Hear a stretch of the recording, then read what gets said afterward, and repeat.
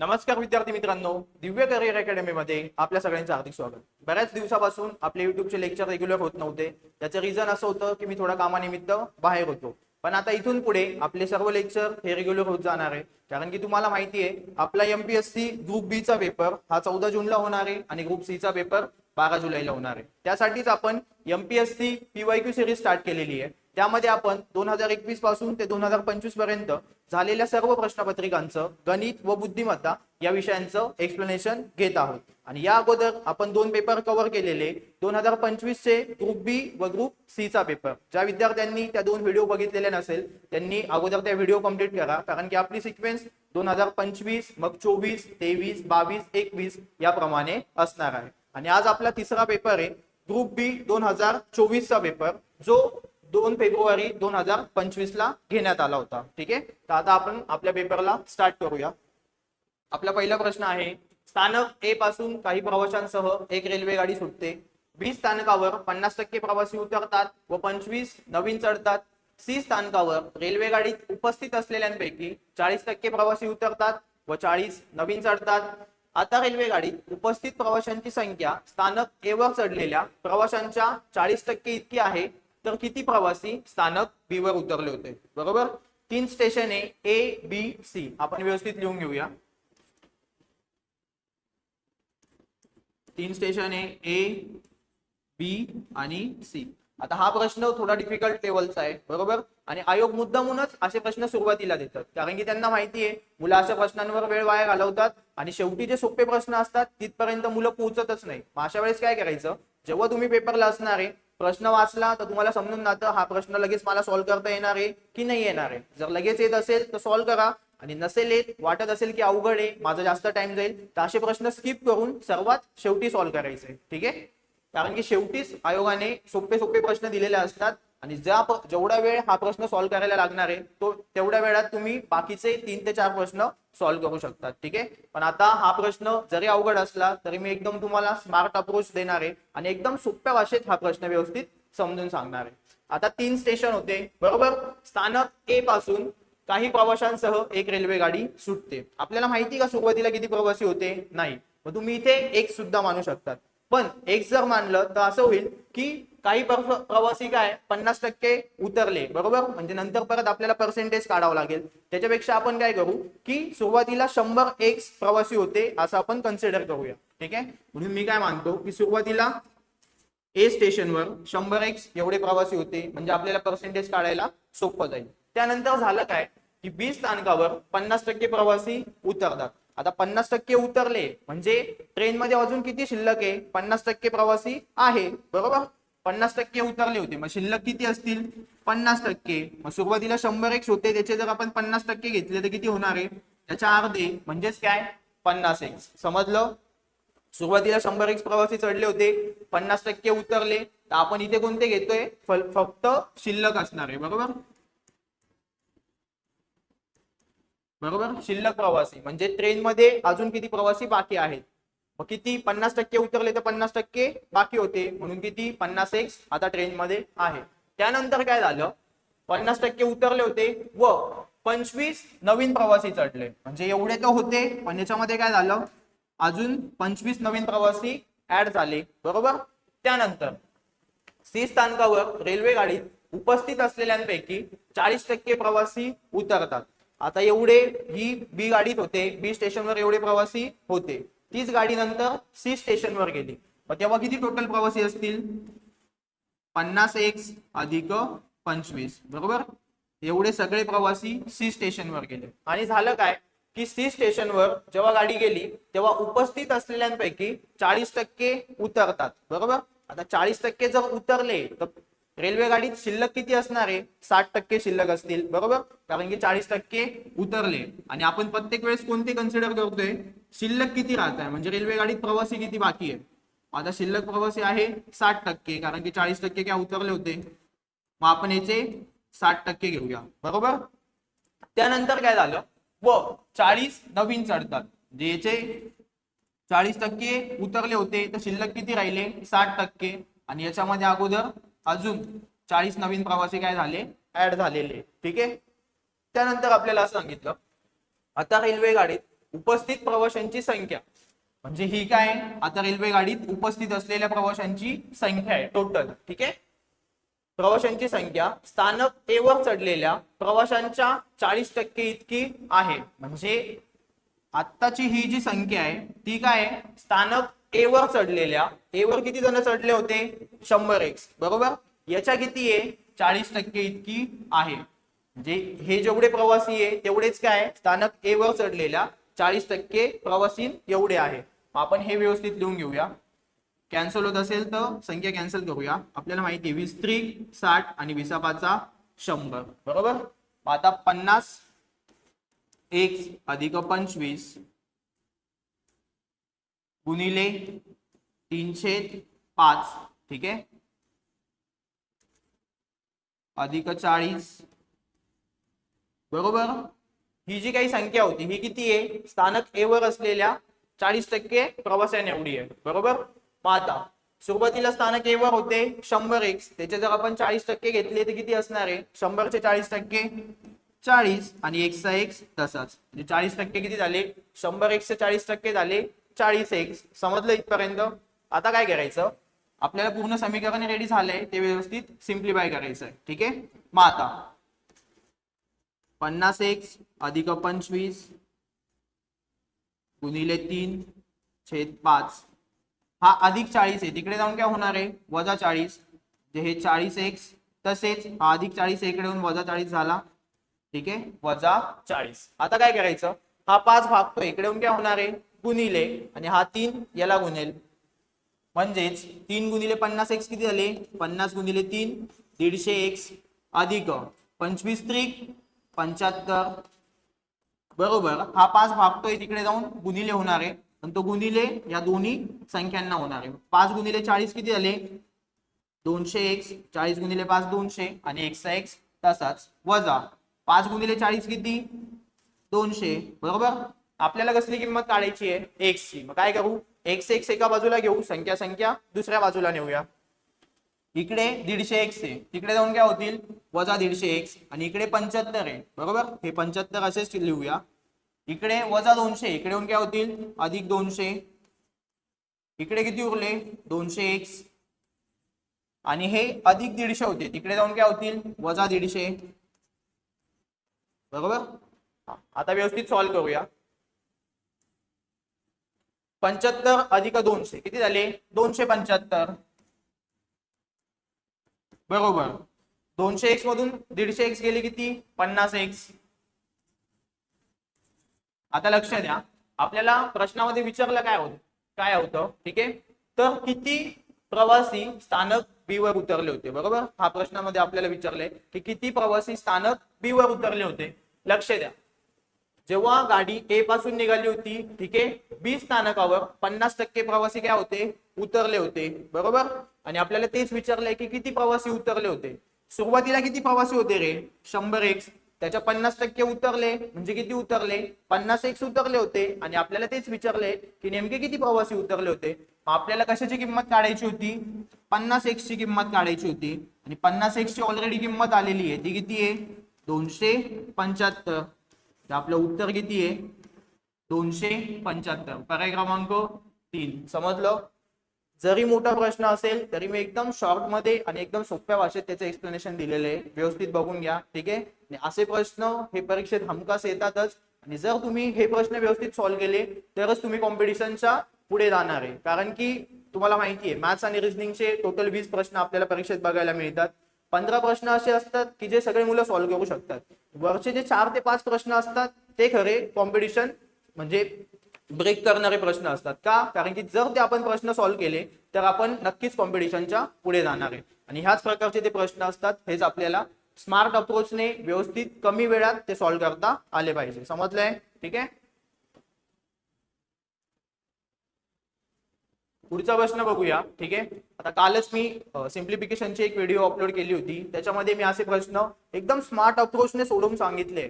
ज्या विद्यार्थ्यांनी आपली सिम्प्लिफिकेशनची व्हिडिओ बघितली नसेल त्यांनी ती व्हिडिओ व्यवस्थित बघून घ्या, कारण की सध्या ट्रेंडिंगला असलेले जे काही प्रश्न आहेत ते व्यवस्थित मी स्मार्ट अप्रोचने तिथे सोप्या भाषेत समजून सांगितले.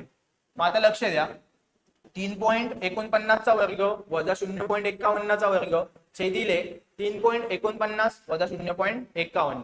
जर तुम्ही व्यवस्थित बघितलं तर तुम्हाला दोनच संख्या दिसत आहेत बरोबर.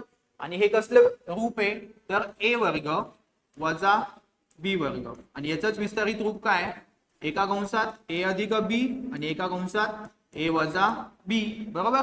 मग आता इथे काय 3.49 चा वर्ग झाला होता वजा 0.51 चा वर्ग म्हणजेच आपण जर a ला 3.49 कन्सिडर केलं आणि b ला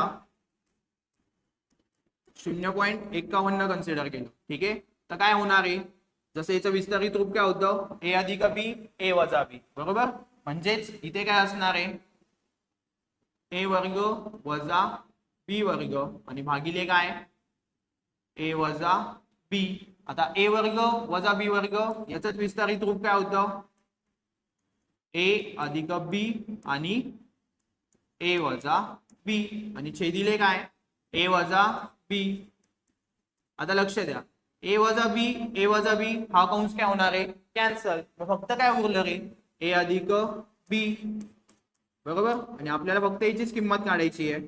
आपण a ला किती कन्सिडर केलंय 3.49 आणि b ला 0.51 यांची जर बेरीज केली तर किती येते 9 आणि 1 10 0 हातचा आला 1 5 आणि 4 9 9 आणि हातचा 1 10 0 हातचा आला 1 3 आणि 1 4 आणि पॉइंटचा पॉइंट तसाच 2 अंकानंतर पॉइंट 4.00 म्हणजेच किती 4 म्हणजे आपलं उत्तर किती आहे 4. समजलं. हे उत्तर पर्याय क्रमांक 1 हे आहे. जर तुम्ही हा प्रश्न बेसिकने करत गेले तर जास्त टाइम लागणार आहे. अशा प्रकारचे प्रश्न सॉल्व्ह करण्यासाठी तुम्हाला काय माहिती पाहिजे व्यवस्थित सूत्र माहिती पाहिजे ठीक आहे. आपला पुढचा प्रश्न आहे समीरने एकूण रुपये 360 ला काही सफरचंद खरेदी केले. जर त्याला प्रत्येक सफरचंदावर रुपये 3 ची सूट मिळाली असती तर तो 25% अधिक सफरचंद खरेदी करू शकला असता. तर समीरने मुळात किती सफरचंद खरेदी केले. तर सुरुवातीला त्याने किती खरेदी केले ते आपल्याला विचारलंय बरोबर. किती रुपयांना केले होते 360 रुपयांना बरोबर 360 रुपयांना गेले होते. आता अशा प्रकारचे प्रश्न बाय ऑप्शनने सॉल्व्ह करायचे कारण की आपल्याला लवकरात लवकर उत्तर काढायचं असतं बरोबर.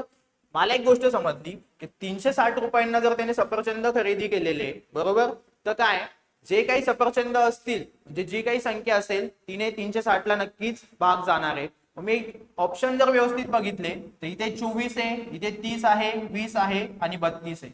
32 आहे त्याच्यावरनं मला एक गोष्ट समजली की 360 ला 32 ने पूर्ण भाग जात नाही म्हणजे माझं उत्तर 32 असणार आहे का नाही. मी फक्त ऑप्शन बघून एक ऑप्शन लगेच कॅन्सल केला का कारण की मला माहिती आहे 360 ला त्या संख्यांनी पूर्ण भाग गेला पाहिजे बरोबर. तेव्हाच आपल्याला काय मिळणार आहे एका सफरचंदाची किंमत ठीक आहे. मग आता आपण ऑप्शन वरनं सॉल्व्ह करूया. पहिला ऑप्शन मी घेतला 24 ठीक आहे. म्हणजे आपण असं कन्सिडर करू तर 360 रुपयांना 24 सफरचंद काय झाले खरेदी केले होते. मग 360 भागिले जर 24 केलं तर आपल्याला एका सफरचंदाची किंमत मिळणार आहे. आता आपण भाग देऊया 12 दुने 24 12 त्रिक 36 शून्याचा शून्य तसाच बे एक बे बे एक बे बे पंचे 10 म्हणजे एका सफरचंदाची किंमत किती आहे 15 रुपये. समजलं. एक सफरचंद किती रुपयांना आहे 15 रुपयांना. नंतर पुढे असं सांगितलं की जर त्याला प्रत्येक सफरचंदावर 3 रुपयाची सूट मिळाली असती म्हणजे अगोदर सफरचंद किती रुपयांना मिळत होतं 15 रुपयांना 3 रुपये सूट मिळाली म्हणजेच याच्यातून जर आपण 3 रुपये कमी केले तर आता सफरचंद किती रुपयांना मिळणार आहे 12 रुपयांना बरोबर. तर काय झालं असतं की त्याला 25% अधिक सफरचंद मिळाले असते म्हणजे तेवढ्याच पैशांमध्ये काय झालं असतं त्याला 25% अधिक सफरचंद मिळाले असते. मग आता लक्ष द्या पैसे किती होते 360 रुपये. आता प्राइस कमी होऊन किती झाली आहे 12 रुपये. मग जर एक सफरचंद 12 रुपयांना आहे तर 360 मध्ये किती सफरचंद येतील ते आपण काढू शकतो. काय करायचं 360 ला 12 ने भाग द्यायचा 12 एक 12 12 त्रिक 36 शून्याचा शून्य तसाच म्हणजे किती आले 30 आणि हे काय असणार आहे सफरचंद ठीक आहे. म्हणजे काय तर आता त्याला किती सफरचंद मिळणार आहे 30 सफरचंद. आणि आपल्याला तेच सांगितलंय की जर किंमत कमी केली तर काय होतं 25% अधिक सफरचंद खरेदी करू शकला असता. मग आपण चेक करूया अगोदर किती होते 24 आणि आता किती झाले 30 तर खरंच 25% वाढ झाली का? आपण 24चे 25% काढून घेऊया. ठीक आहे. जर 25% वाढ होते म्हणजे काय, तर 100वर किती वाढत आहे? 25, म्हणजे वाढून किती झाले? 125. बरोबर. अगोदर जर 100 होते, 25% वाढ झाली आहे, म्हणजे आता किती झाले? 125. भाग देऊया. 25 चोक 100, 25 पाचा 125, 4 एक 4 आणि 4 सक 24. जर यांचा गुणाकार केला तर 6 गुणिले 5 किती? 30. ठीक आहे. आणि इथे पण आपलं उत्तर किती आलेलं आहे? 30. म्हणजेच काय, तर आपला जो पहिला ऑप्शन आपण सिलेक्ट केला होता तो बरोबर होता. जर हे उत्तर टॅली झालं नसतं तर आपण काय केलं असतं? परत दुसरा ऑप्शन घेतला असता, त्याला 360 ला त्या संख्येने भाग दिला असता, परत 3 रुपये कमी केले असते आणि अशी पुढची प्रोसेस केली असते. पण पहिल्याच ऑप्शन मध्ये आपलं उत्तर काय झालंय? बरोबर आलंय. समजलं? अगोदर त्याला 24 सफरचंद मिळत होते आणि जर प्राइस कमी केली 3 रुपयाने तर काय होतं? 25% अधिक मिळतात, म्हणजेच किती सफरचंद मिळतात? 30 सफरचंद मिळतात. समजलं? ठीक आहे. पुढचा प्रश्न आहे, 150 व 500 या संख्यांमधील किती संख्यांना 11ने भाग जातो? आता असे प्रश्न तुम्ही अंकगणिती श्रेणीने पण सॉल्व्ह करू शकतात, पण मी त्याच्यापेक्षा सोपं सांगतो की असे जर प्रश्न अंकगणिती श्रेणीचे जरी तुम्हाला सूत्र माहिती नसतील तरी लवकरात लवकर कसे सॉल्व्ह करायचे. आपल्याला 150 पासून 500 पर्यंत ज्या काही संख्या असतील त्यांच्यामधल्या किती संख्यांना 11ने भाग जातो हे विचारलंय. बरोबर. पहिली संख्या किती रे? 150. मी काय करतो? 150 ला 11ने भाग देतो. 11 एक 11, 15 मधून 11 गेले किती? 4, 4वर 0 40, 11 त्रिक 33. ठीक आहे. उरले किती? 7. कितीचा भाग केला? 13चा पूर्ण भाग केलाय. इथे आपल्याला जी काही बाकी असेल तिचा विचार करायचा नाही. तुम्हाला माहिती आहे ही काय असते? बाकी. आणि हा असतो भागाकार. ठीक आहे. जो भागाकार आला तो आपल्यासाठी महत्वाचा आहे. किती आला भागाकार? 13. ठीक आहे, लक्षात ठेवूया. त्यानंतर शेवटची संख्या किती आहे? 500. 500 ला मी काय करतो? 11ने भाग देतो. 11 चोक 44, 50 मधून 44 गेले 6, 6वर 0 60 आणि 11 पाचे 55. किती उरले? 5. मी काय सांगितलं? बाकी किती येऊ द्या, फरक पडत नाही. आपल्यासाठी महत्वाचा काय? भागाकार. म्हणजे तुम्हाला एक गोष्ट कळाली काय, तर एक पासून 150 पर्यंत जर तुम्ही सर्व संख्या घेतल्या आणि त्याच्यामध्ये 11ने भाग जाणाऱ्या संख्या मोजल्या तर टोटल किती संख्या असणार आहे? 13 संख्या. कुठून तर कुठपर्यंत? 1 पासून 150 पर्यंत 13 संख्या आहे. त्याच पद्धतीने 1 पासून 500 पर्यंत 11ने भाग जाणाऱ्या एकूण 45 संख्या आहे. बरोबर. पण आपल्याला 1 पासून 500 पर्यंत किंवा 1 पासून 150 पर्यंत विचारलं होतं का? नाही. आपल्याला काय विचारलं होतं? फक्त 150 ते 500. बरोबर. आपल्याला एक गोष्ट माहिती आहे, 1 पासून 500 पर्यंत किती संख्या होत्या? 45. त्याच्यातून आपण 1 पासून 150 पर्यंत किती संख्या होत्या? 13. त्या वजा करूया, म्हणजे फक्त आपल्याला काय मिळतील? 150 पासून 500 पर्यंतच्या 11ने भाग जाणाऱ्या संख्या. 45 मधून 13 वजा करू. 5तून 3 गेले 2, 4तून 1 गेला 3, म्हणजेच किती? 32. म्हणजे 150 पासून 500 पर्यंत 11ने भाग जाणारी किती संख्या असणार आहे? तर 32. पर्याय क्रमांक 2 हे काय असेल आपलं उत्तर. समजलं? आपला पुढचा प्रश्न आहे, जर एका कुटुंबाचे मासिक उत्पन्न 40,000 असेल तर त्या कुटुंबाने घर भाडे, किराणा माल व प्रवासावर एकूण किती खर्च केला हे वर्तुळाकृतीचे अवलोकन करून काढा. आपल्याला माहिती आहे, आपल्याला काय दिलेले आहे? पूर्ण वर्तुळ दिलेले आहे. वर्तुळाचं पूर्ण कोणाचं माप किती असतं? 360 अंश. बरोबर. त्यानंतर आता आपल्याला काय बघायचं आहे की घर भाड्यासाठी किती अंश खर्च झालेला आहे? 110 अंश. ठीक आहे. किराणा मालासाठी किती आहे? 90 अंश. आणि प्रवासासाठी किती असणार आहे? 70 अंश. बरोबर. आपण टोटल करूया. घर भाड्यासाठी आहे 110 अंश, त्यानंतर किराणा मालासाठी आहे 90 अंश आणि प्रवासावर किती खर्च आहे? 70 अंश. यांची जर आपण बेरीज केली, 0 तर 0, तसाच 9 आणि 1 10, 10 आणि 7 17, 7 हातचा आला 1, 1 आणि 1 2, म्हणजे 360 पैकी 270 अंश काय? खर्चच आहे. बरोबर. टोटल उत्पन्न किती होतं? 40,000. म्हणजे आपण असं म्हणू शकतो की 360 वर किती उत्पन्न होतं? 40,000. तर आपल्याला काय विचारलंय? 270 वर किती, म्हणजे जेवढा काही खर्च झालाय त्यामध्ये किती रुपये खर्च होतात. मग काय करायचं, शून्य गेला शून्य गेला, 9 ने भाग देऊया, 9 त्रिक 27, 9 चोक 36, 4 देऊया, 4 एक 4, 4 एक 4, 1 2 3 4 शून्य तसेच. आणि 10,000 गुणिले 3 किती असणार आहे, 30,000 रुपये. म्हणजे घर भाडे, किराणा माल आणि प्रवासावर एकूण किती रुपये खर्च होत आहे, 30,000 रुपये खर्च होत आहे. आपलं उत्तर किती आहे, पर्याय क्रमांक 2. ठीक आहे, समजलं. आपला पुढचा प्रश्न आहे, ए ने बी ला एक वस्तू 10% नफ्याने विकली, बी ने तीच वस्तू ए ला परत 10% तोट्याने विकली. तर या व्यवहारामध्ये काय झाले. ठीक आहे, दोन जण आहे ए आणि बी. ए ने काय केलं, एक वस्तू होती ती बी ला काय केलं, 10% नफ्याने विकली, 10% नफ्याने विकली. बरोबर. आपल्याला माहिती का वस्तू किती रुपयांची होती, नाही. आपण असं मानूया की सुरुवातीला वस्तू होती 100 रुपयांची, 10% नफ्याने विकली, म्हणजे एला ती ए ने बी ला ती वस्तू किती रुपयांना विकली असेल, 110 रुपयांना विकली असेल. बरोबर. आणि बी ने काय केलं, ती वस्तू ए ला परत 10% तोट्याने विकली आहे, म्हणजे ती वस्तू परत ए ला विकली, पण किती, 10% तोट्याने विकली आहे. 10% तोटा म्हणजे काय, वस्तू किती रुपयांची होती, 110 रुपयांची होती. बरोबर. आणि 10% तोट्याने विकली म्हणजे काय, 100वर ती वस्तू जर 100 रुपयांची असेल तर किती रुपयांना विकली, 90 रुपयांना विकली असेल. बरोबर. पण ऍक्च्युअल मध्ये वस्तू किती रुपयांची होती, 110 रुपयांची होती.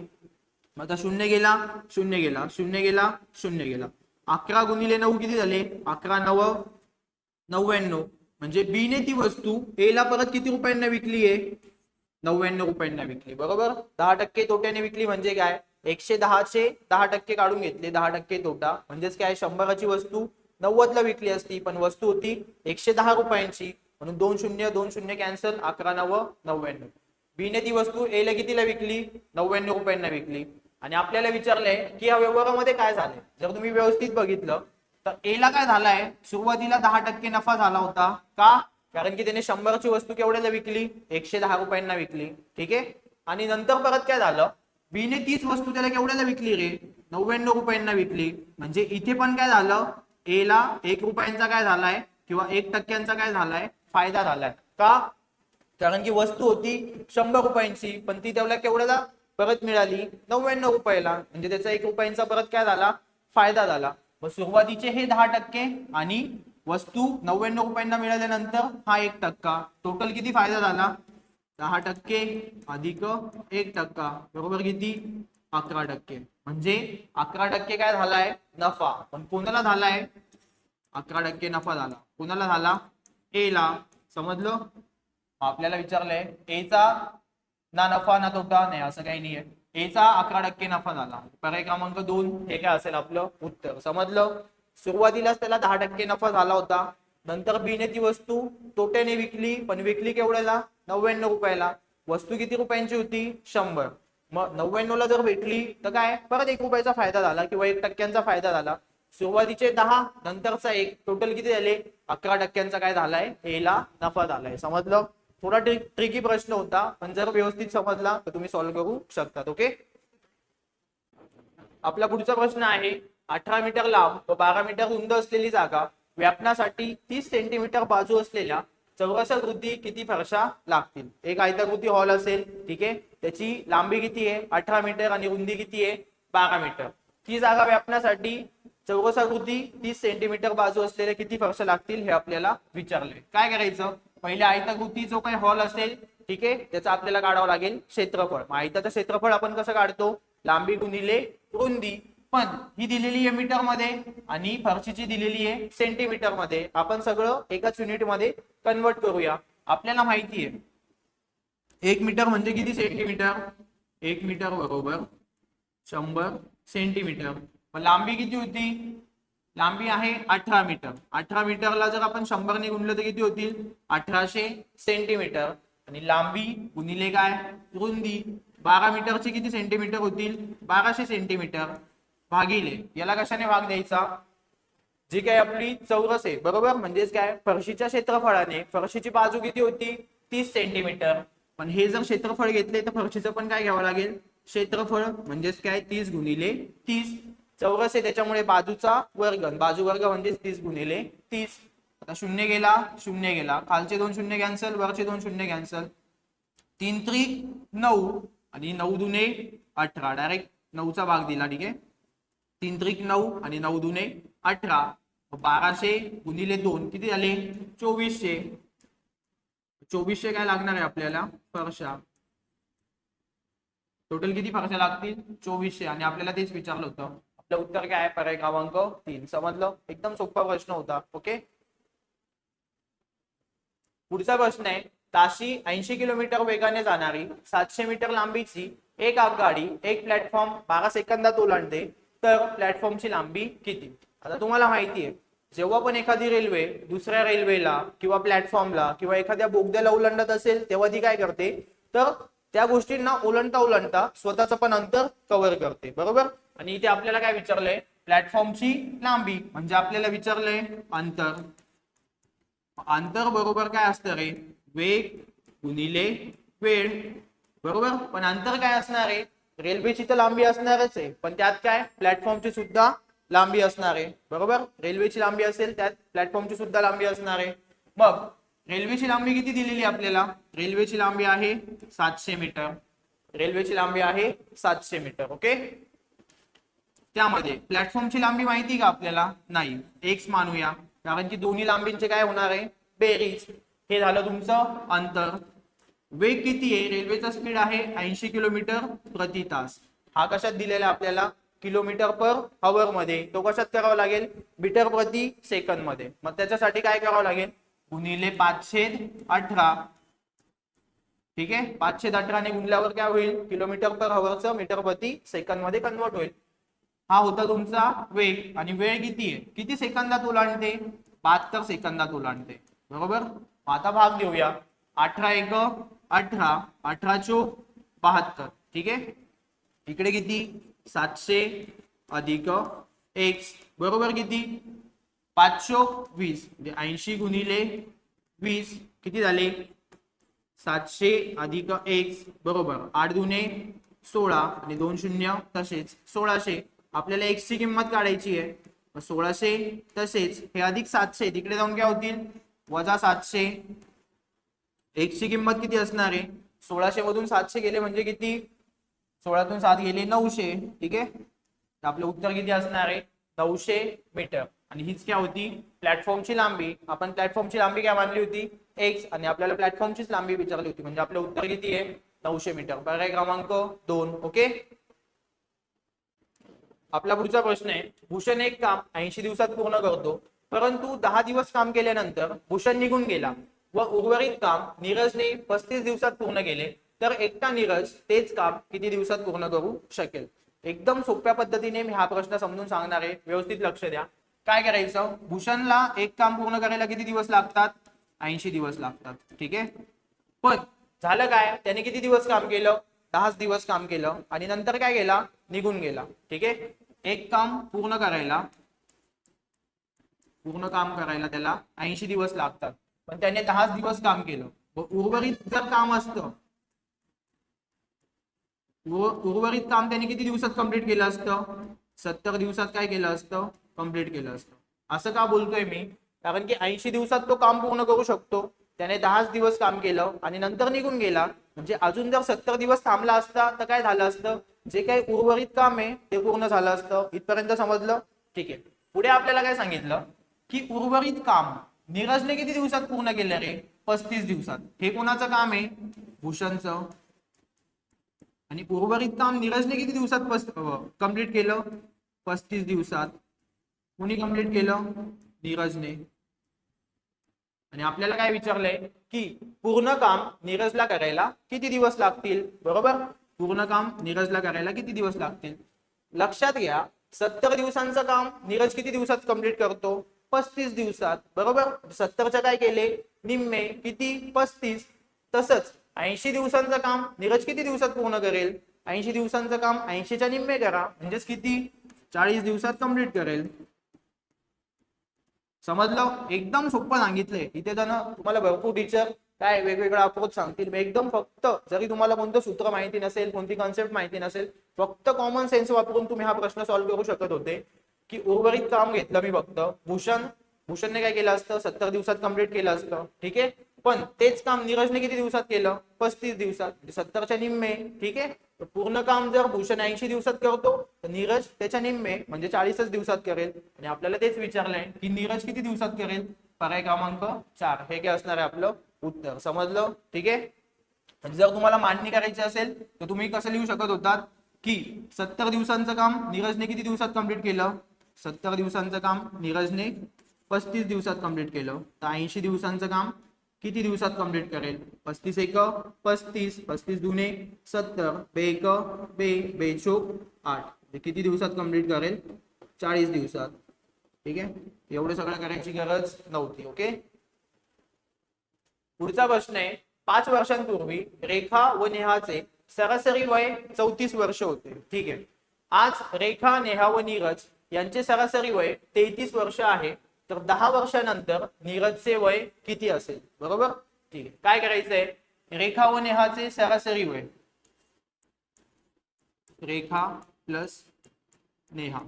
आता लक्ष द्या, आपल्याला त्यांच्या वयाची काय दिलेली आहे सरासरी, किती जणी आहे, दोघीच जणी आहे, नेहा आणि रेखा.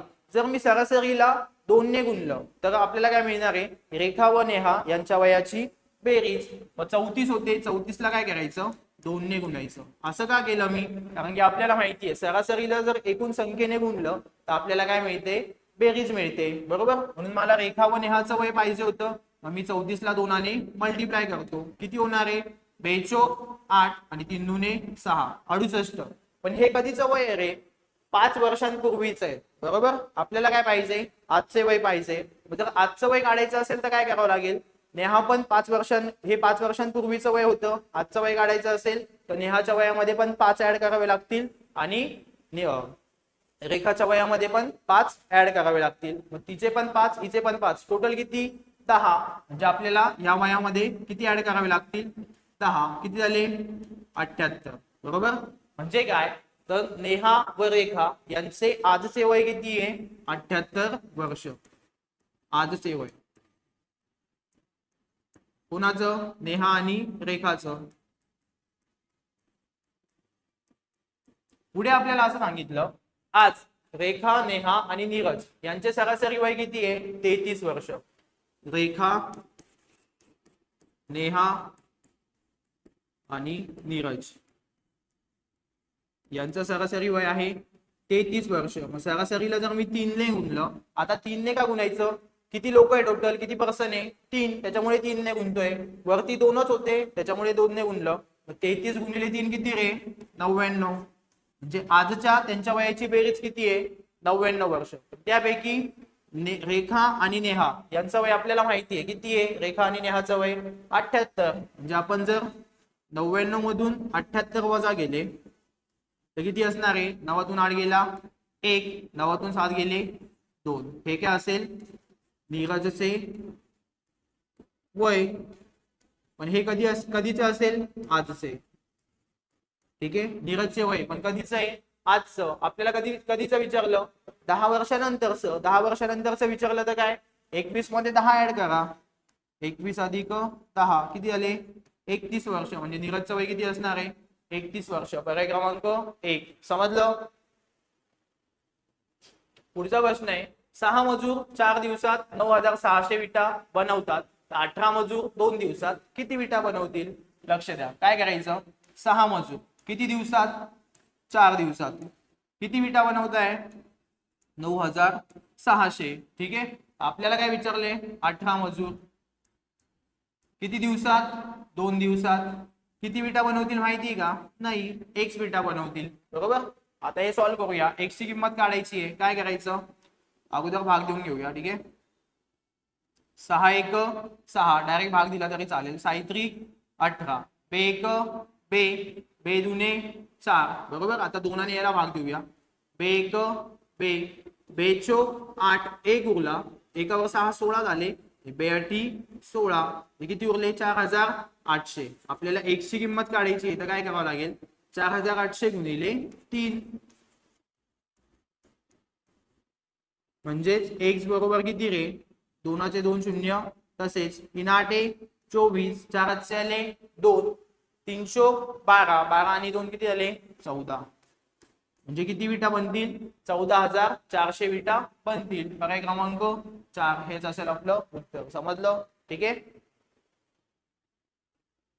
पुढचा प्रश्न आहे 54 किलोमीटर प्रति तास वेगाने धावणारी ट्रेन 9 सेकंदात एक टेलिग्राफ पोल ओलांडते तर ट्रेनची लांबी शोधा. जसं मी तुम्हाला मगाशी आपल्याला काय प्लॅटफॉर्मचा प्रश्न होता तेव्हा मी तुम्हाला सांगितलं की एखादी रेल्वे जर प्लॅटफॉर्म असेल, बोगदा असेल, दुसरी रेल्वे असेल, त्यांना जर ओलांडत असेल तर ती काय करते, प्लॅटफॉर्मची लांबी, बोगद्याची लांबी किंवा दुसऱ्या ट्रेनची लांबी प्लस स्वतःची पण लांबी कव्हर करते. पण तीच जर रेल्वे जर फक्त एखाद्या झाडाला, एखाद्या सिग्नलला, एखाद्या पुलाला ओलांडत असेल तेव्हा काय करते, ती फक्त स्वतःची लांबी कव्हर करते. बरोबर. आपल्याला काय विचारलंय, ट्रेनची लांबी म्हणजे अंतर विचारलंय. बरोबर. अंतर कसं काढतो आपण, सूत्र तेच आहे, अंतर बरोबर वेग गुणिले वेळ. मग आता वेग किती दिलेला आहे 54 किलोमीटर प्रति तास, याचं रूपांतर कशात करावं लागेल, मीटर प्रति सेकंद मध्ये. कसं होणार आहे, गुणिले 5/18 गुणिले वेळ किती आहे 9 सेकंद. बरोबर. 9 1 9, 9 2 18. ठीक आहे. दोनाने भाग देऊया, बे 1 बे, बे 2 4, त्याच्यानंतर किती उरले 1, एकावर 4 14 आणि बे 7 14. मग काय करायचं 27 गुणिले 5, या दोघांचा गुणाकार करूया. 5 7 35, 5 हातचे आले 3, 5 2 10, 10 आणि 3 किती आले 13. म्हणजे काय 135 मीटर. बरोबर. 135 मीटर ही काय असेल ट्रेनची लांबी. पर्याय क्रमांक 3. समजलं? पुढचा प्रश्न आहे खालील संख्या श्रेणीतील क्रमाने येणारी संख्या कोणती. एकदम सोपा प्रश्न आहे. जर तुम्ही व्यवस्थित नोटीस केलं, संख्या काय दिलेली आहे 3 6 11 18. ठीक आहे. आणि पुढची विचारली आहे 3 मध्ये किती मिळवले तर 6 येतात, 3 6 मध्ये किती मिळवले तर 11 येतात, 5 11 मध्ये किती मिळवले तर 18 येतात, 7. आता काय करावं लागेल 3 5 7, पुढची संख्या असेल 9, 18 मध्ये 9 मिळवा म्हणजे किती येतील 27. आणि आपलं उत्तर किती असेल 27. पर्याय क्रमांक 4. समजलं? हे सोपे प्रश्न आहे, तुम्ही लगेच करू शकतात. पुढचा प्रश्न आहे अमर त्याच्या घरापासून पश्चिमेकडील शाळेकडे 4 किलोमीटर चालत गेला. ठीक आहे. लक्ष द्या, इथे जर अमोलचं घर असेल, ठीक आहे, पश्चिमेकडे त्याची शाळा आहे, तर तो काय पश्चिमेकडे 4 किलोमीटर चालत गेला. आपल्याला माहिती आहे डाव्या बाजूला कोणती दिशा असते, पश्चिम. किती किलोमीटर चालत गेला 4 किलोमीटर. त्यानंतर काय झालं, तेथून 2 किलोमीटर उत्तरेकडील बँकेत गेला. आता उत्तर दिशा कुठे असते, वरती, म्हणजे 2 किलोमीटर काय झालं बँकेत गेला. 2 किलोमीटर कुठे गेला, उत्तरेकडील बँकेत गेला. त्यानंतर बँकेतून पैसे घेतल्यानंतर अमर पूर्वेकडे 4 किलोमीटर अंतरावर असलेल्या भरतच्या घरी गेला. 4 किलोमीटर अंतर असलेल्या भरतच्या घरी गेला. कुठे, पूर्वेला. पूर्वे आहे, पूर्व दिशा कुठे, उजवीकडे. ठीक आहे. किती किलोमीटर अंतर होतं, 4 किलोमीटर अंतर होतं. आपल्याला काय विचारलं, तर तो आणि त्याचे घर यामधील अंतर किती. आता तो कुठे आहे, इथे उभा आहे आणि हे अंतर आपल्याला विचारलंय. हे जर 4 किलोमीटर आहे, हे पण 4 आहे, तर हे 2 आहे, म्हणजे इथलं अंतर किती असणार आहे, हे जे अंतर असणार आहे हे किती असणार आहे 2 किलोमीटर. ठीक आहे. आणि आपल्याला तेच विचारलं होतं, मग इथलं अंतर किती आहे 2 किलोमीटर. समजलं? म्हणजे भरतच्या घरापासून ते अमरच्या घरापर्यंतचं अंतर किती आहे 2 किलोमीटर. समजलं? आपलं उत्तर किती आहे, पर्याय क्रमांक 3. पुढचा प्रश्न आहे पुढील विधाने वाचून योग्य निष्कर्ष निवडा. सर्व मोगरा शेवंती आहेत. ठीक आहे. सर्व मोगरा, हा सर्व मोगरा आहे तो काय आहे, शेवंती आहे. ठीक आहे. पुढे काय विचारलं, पुढे काय सांगितलंय, सर्व शेवंती फुले आहेत. ही जी काही सर्व शेवंती होती ती काय फुले आहेत. बरोबर. आपल्याला काय विचारलंय, निष्कर्ष काय, सर्व फुले मोगरा आहेत. मला सांगा सर्व फुले, बाहेरचा मोठा सर्कल मोगरा आहे का रे, नाहीये. म्हणजे काय, पहिलं चूक. त्यानंतर सर्व फुले शेवंती आहेत. फुले सगळ्यात मोठी आहे, ठीक आहे. सर्व फुले शेवंती होऊ शकता का, नाही, तो पण ऑप्शन चुकीचा आहे. म्हणजे याच्यावरून आपल्याला असं समजलं की निष्कर्ष 1 आणि निष्कर्ष 2 हे दोन्ही काय चुकीचे. आपलं उत्तर काय, पर्याय क्रमांक 4. समजलं, एकदम सोपा प्रश्न होता, ठीक आहे. आपला पुढचा प्रश्न आहे, शेजारील आकृतीत किती त्रिकोण आहेत, ठीक आहे. लक्ष द्या, एक आपण डायग्राम बाहेर काढून घेऊया.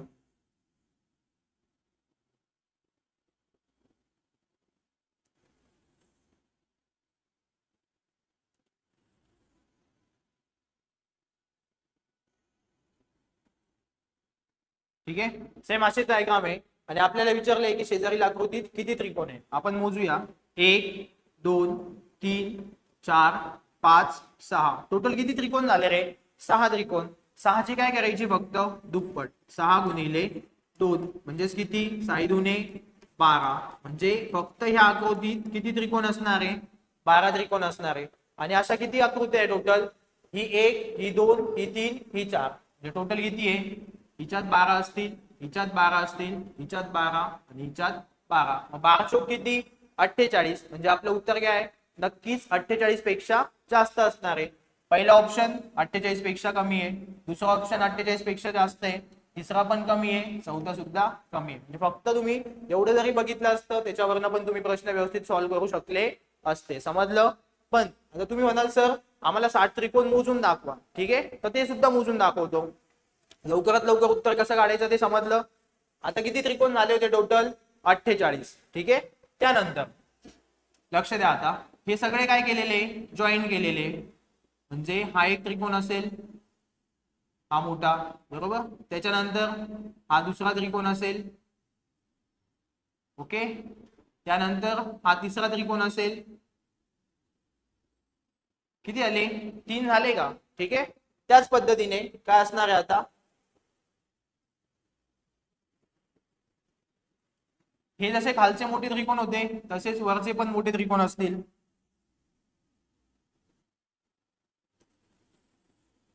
हा एक त्रिकोण असेल, त्याच्यानंतर हा दुसरा त्रिकोण असेल आणि हा तिसरा त्रिकोण असेल. समजलं, किती आले, वरचे 3 आणि खालचे 3, टोटल किती झाले, 6, बरोबर. वरचे 3 आणि खालचे 3 किती झाले, 6 त्रिकोण झाले. त्यानंतर अजून 6 कोणते असतील, लक्ष द्या, दुसऱ्या कलरने समजून सांगतो. आता जॉईन केल्यामुळे काय झालं, हा एक त्रिकोण झाला, सेम तसाच खालचा एक त्रिकोण झाला. जॉईन केल्यानंतर खालचा पण एक त्रिकोण झाला, बरोबर. वरचा एक, खालचा एक, सेम त्याच पद्धतीने हा वरचा एक, हा खालचा एक, हा वरचा एक आणि हा खालचा एक. टोटल किती, वरचे 3 आणि खालचे 3, टोटल किती झाले, 6. हे 6 सुरुवातीचे 6, ठीक आहे. आणि अगोदरचे किती होते, 12 48. टोटल किती झाले, 48 आणि 6 54. 54 आणि 6 किती झाले, 60. म्हणजे आपलं उत्तर किती आहे, 60. या आकृतीत टोटल किती त्रिकोण आहेत, 60. एवढे सगळे मोजायची गरज होती का, नाही. हे जरी तुम्हाला माहिती होतं की टोटल 6 ची करायची दुप्पट, 12 त्रिकोण आहे, 12 48. म्हणजे नक्कीच 48 पेक्षा मोठं उत्तर असणार आहे. समजलं. आपला पुढचा प्रश्न आहे, जर अधिक म्हणजे वजा, वजा म्हणजे गुणिले, भागिले म्हणजे अधिक आणि गुणिले म्हणजे भागिले, तर एक पदावली दिलेली आहे, ती व्यवस्थित आपल्याला सॉल्व्ह करायची आहे. संख्या जशाच्या तशा लिहून घेऊया. काय, 15. नंतर वजा, वजासाठी काय आहे रे, गुणिले, किती असणार आहे, 3. अधिक, अधिक साठी कोणतं चिन्ह असेल, अधिक म्हणजे वजा आहे, वजा किती, 10. त्यानंतर गुणिले, गुणिले साठी काय वापरायचं आहे, गुणिले म्हणजे भागिले, भागिले किती, 5. आणि भागिलेसाठी काय वापरायचं आहे, भागिले म्हणजे अधिक, भागिले म्हणजे काय, अधिक, किती आहे, 5, बरोबर. मग आता सॉल्व्ह करूया. 15 3 45 वजा 10 ला जर 5 ने भाग दिला तर किती, 2, अधिक किती आहे, 5. 45 मधून 2 कमी करा किती 43 आणि 43 मध्ये 5 मिळवले तर किती 48 म्हणजे आपलं उत्तर किती आहे 48 पर्याय क्रमांक 3 समजलं ठीक आहे। आपला पुढचा प्रश्न आहे जर एखाद्या सांकेतिक भाषेत ब्रेक थ्रू हा शब्द अशा पद्धतीने लिहितात तर त्याच सांकेतिक भाषेत डिस्ट्रीब्युशन हा शब्द कसा लिहिला जाईल ठीक आहे। आपण व्यवस्थित लिहून घेऊया काय ब्रेक थ्रू आपण 2-2 चे गट करूया म्हणजे तुम्हाला व्यवस्थित समजेल BREA त्यानंतर KTHROU आणि GH ओके। ब्रेक थ्रू हा शब्द मी काय केलं फक्त 2-2 चे सेपरेट गट करून व्यवस्थित लिहून घेतला आणि हाच शब्द त्यांनी कसा लिहिलेला आहे एकदा चेक करूया 2-2 चे गट करूया आपण EA ठीक आहे त्यानंतर OU नंतर HR ओके त्याच्यानंतर BR GH आणि काय KT जर आपण 2-2 चे ग्रुप केले ठीक आहे याला एक नाव देऊ याला 2 नंबरिंग जर केली 3 4 5 6 बरोबर। सुरुवातीला काय घेतले त्यांनी EA किती नंबरचा ग्रुप आहे 2 त्याच्यानंतर OU किती नंबरचा आहे 5 त्याच्यानंतर HR किती नंबरचा आहे 4 त्याच्यानंतर BR किती नंबरचा आहे 1 त्यानंतर GH किती नंबरचा आहे 6 आणि काय KT किती नंबरचा होता 3 नंबरचा ठीक आहे। त्याच पद्धतीने आपल्याला काय विचारलंय डिस्ट्रीब्युशन हा शब्द मग आपण इथे पण काय करायचं 2-2 चे ग्रुप तयार करून घेऊया ठीक आहे DIST RI BU TION ठीक आहे। जर आपण यांना नंबरिंग केलं तर हा 1 हा 2 हा 3 हा 4 हा 5 हा 6 सुरुवातीला काय असणार आहे 2 नंबरला काय होतं ST त्यानंतर 5 नंबरला काय आहे T आणि I त्यानंतर 4 नंबरला काय आहे B आणि U त्यानंतर 1 नंबरला काय होतं D आणि I त्यानंतर पुढे काय 6 नंबरला काय O आणि N आणि पुढे किती नंबर 3 नंबरला काय R आणि I ठीक आहे। आपलं उत्तर काय असणार आहे STTIBUDIONRI STTIBUDIONRI म्हणजे एवढं सगळं पेपर मध्ये करायची गरज होती का नाही। मग काय करायचं फक्त एक गोष्ट लक्षात ठेवायची होती काय झालं हा ई किती नंबरला होता रे 3 नंबरला होता तो कुठे घेतलाय 1 नंबरला घेतलाय बरोबर। ई किती नंबरला होता 3 नंबरला होता तो त्यांनी 1 नंबरला घेतला म्हणजे आपल्याला पण काय करायचं होतं जो 3 नंबरचा यस होता तो सुरुवातीला घ्यायला पाहिजे होता सुरुवातीला यस आला असता ठीक आहे। त्यानंतर जो ए किती नंबरचा होता 4 नंबरचा होता तो काय केला त्यांनी 2 नंबरला घेतला 4 नंबरचा ए कितीला घेतला 2 नंबरला घेतला। आपल्याला पण काय करायचं होतं जो 4 नंबरचा टी आहे तो किती नंबरला घ्यायचा 2 नंबरला म्हणजे आपली स्टार्टिंग कशी झाली असती यस टी पासून। हा एस टी आहे का सुरुवातीला नाही पहिला ऑप्शन कॅन्सल दुसऱ्या ऑप्शनला एस टी आहे का नाही तिसऱ्या ऑप्शनला आहे का नाही म्हणजे एकच ऑप्शन असा होता की तिथे आपल्याला सुरुवात कशी होती यस आणि टी ची बरोबर। फक्त 2 लेटर चेक करून पण आपण उत्तर काढू शकत होतो समजलं तुम्हाला प्रॉपर त्यांच्यातला पॅटर्न समजण्यासाठी मी असं व्यवस्थित लिहून दिले ओके समजलं। पुढे रोहन रामूचा मुलगा आहे रामूच्या बाबांनी रोहनला शाळेतून घेतले आणि ते सचिन काकांच्या घरी गेले। सचिनची पत्नी रोहनच्या आईची बहीण आहे सचिनच्या पत्नीचे रोहनच्या वडिलांशी नाते काय लक्ष द्या रोहन कोणाचा मुलगा आहे रामूचा मुलगा आहे रामूचा मुलगा कोण आहे रोहन रामूच्या बाबांनी रोहनला शाळेतून घेतले आणि ते सचिन काकांच्या घरी गेले ठीक आहे। सचिनची पत्नी रोहनच्या आईची बहीण आहे मग रोहनची आई कोण असणार आहे रामूची बायको बरोबर रोहनच्या आईची बहीण आहे कोण सचिनची पत्नी बरोबर सचिनची पत्नी सचिनची जी कोणी पत्नी असेल, सचिनची पत्नी ती काय असणार आहे, रोहनच्या आईची काय बहीण, म्हणजे ह्या दोघी काय बहिणी बहिणी आहे, बरोबर. ही सुद्धा बहीण आहे आणि ही तिची बहीण आहे, ठीक आहे. दोघी काय बहिणी बहिणी आहे. आपल्याला असं विचारलंय की सचिनच्या पत्नीचे रोहनच्या वडिलांशी नाते काय. सचिनच्या पत्नीचे रोहनच्या वडिलांशी म्हणजेच रामू सोबत काय नातं आहे. आता ही ठीक आहे, सचिनची जी पत्नी आहे ती कोण आहे, रामूची जी बायको आहे त्याची काय बहीण आहे, बरोबर. रामूच्या बायकोची काय बहीण आहे, म्हणजेच आपण तिला काय म्हणतो मेहुणी, बरोबर. म्हणजे सचिनची पत्नी रामूची कोण आहे मेहुणी. पर्याय क्रमांक 3 हे काय असेल आपलं उत्तर. समजलं, ठीक आहे. लक्ष द्या. आपला पुढचा प्रश्न आहे, खालीलपैकी माहिती काळजीपूर्वक वाचा आणि प्रश्नाचे उत्तर द्या, ठीक आहे. जेव्हा परीक्षेत एवढे मोठे प्रश्न विचारतील तेव्हा सगळ्यात पहिले शेवटची लाईन वाचायची की नेमकं प्रश्नात आपल्याला विचारलेलं काय. आपल्याला विचारले विज्ञानात कोणी सर्वात जास्त गुण मिळवले, बरोबर. फक्त आपल्याला विज्ञानावर फोकस करायचा आहे, बाकीची जी काही माहिती दिलेली असेल त्याच्यावर लक्ष द्यायचं नाही. आता एक एक पॉइंट बघूया. ABCDE आणि F या 6 विद्यार्थ्यांनी गणित आणि विज्ञानाच्या स्वयं मूल्यमापन चाचणीत सहभाग घेतला, ठीक आहे. पण आपल्याला फक्त विज्ञानावर फोकस करायचा आहे. ए चे गणिताचे सोडून द्या, ए चे विज्ञानातील गुण F च्या अगदी वर आहेत. आपण फक्त विज्ञानाचा विचार करतोय. ए चे विज्ञानातील गुण कसे F च्या अगदी वर आहे, ठीक आहे. बी हा विज्ञानात सी च्या अगदी वर आहे, बरोबर. बी हा काय विज्ञानात सी च्या अगदी वर आहे आणि आपल्याला विचारलेलं काय सर्वात जास्त गुण कोणी मिळवले विज्ञानात.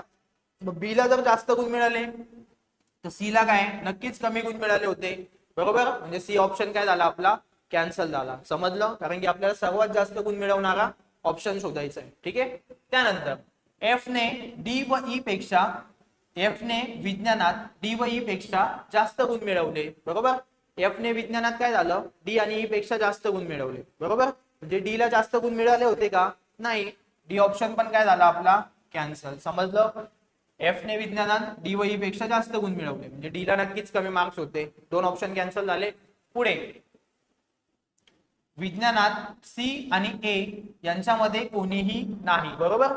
सी आणि ए यांच्यामध्ये कोणीच नाहीये म्हणजे सी नक्कीच काय असणार आहे इथे असणार आहे आणि त्याच्यापेक्षा कोणाला जास्त मार्क्स होते बी ला, बरोबर. म्हणजे ए ला बी पेक्षा काय होते कमी मार्क्स होते.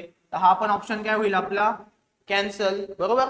आपले तिन्ही ऑप्शन जर कॅन्सल झाले तर आपलं उत्तर काय फक्त पर्याय क्रमांक 2 काय बी ला सर्वात जास्त विज्ञानात गुण होते. समजलं. फक्त सर्व ऑप्शन कॅन्सल करून आपण बी हे उत्तर काढलेले आहे. समजलं, ठीक आहे. अशा प्रकारे आपला ग्रुप बी 2024 चा पेपर कंप्लीट झालेला आहे. या अगोदर आपले 2 पेपर 2025 चा ग्रुप बी आणि ग्रुप सी चा पेपर कंप्लीट झालेला आहे. त्याचं आपण एक्सप्लेनेशन दिलेले आहे. ज्या विद्यार्थ्यांनी ते 2 व्हिडिओ अगोदर बघितलेले नसतील त्यांनी ते व्यवस्थित बघून घ्या आणि ही सिरीज आपल्याला अशीच पुढे कंटिन्यू ठेवायची, कारण की आपण मागच्या 5 वर्षाच्या प्रश्नपत्रिका सॉल्व्ह करून घेतोय आणि जर तुम्ही 2026 ची एक्झाम टार्गेट करत असाल तर तुम्हाला मागच्या 5 वर्षांच्या ऍटलीस्ट प्रश्नपत्रिका सॉल्व्ह करणं गरजेचं आहे, कारण की रिपीटेड क्वेश्चन असणारे तेच प्रश्न परत रिपीट होतात. सेम पॅटर्न असतो, फक्त व्हॅल्यू चेंज केलेल्या असतात. जर तुम्ही हे 5 वर्षाच्या प्रश्नपत्रिका जरी व्यवस्थित सोडवल्या तरी पण तुम्हाला जास्तीत जास्त स्कोर पेपरमध्ये करता येईल. त्यासाठी तुम्हाला फक्त एक गोष्ट करायची आहे की आपलं जे दिव्य करिअर अकॅडमीचं युट्यूब चॅनल आहे त्याला जर तुम्ही आतापर्यंत सबस्क्राईब नसेल केलेलं तर त्याला व्यवस्थित सबस्क्राईब करून घ्या. बेल आयकॉन ऑल वर क्लिक करा, कारण की इथून पुढे आमच्या ज्या पण काही व्हिडिओ असतील त्या रेग्युलर तुम्हाला त्याचे अपडेट्स येत जातील, त्याचं नोटिफिकेशन येत जाईल. व्हिडिओ आवडला असेल जास्तीत जास्त विद्यार्थ्यांपर्यंत तो शेअर करा, व्हिडिओला लाईक करा. जर नक्कीच या व्हिडिओ मधून काही फायदा होत असेल तर त्याचा आम्हाला कमेंटमध्ये नक्की कळवा. धन्यवाद.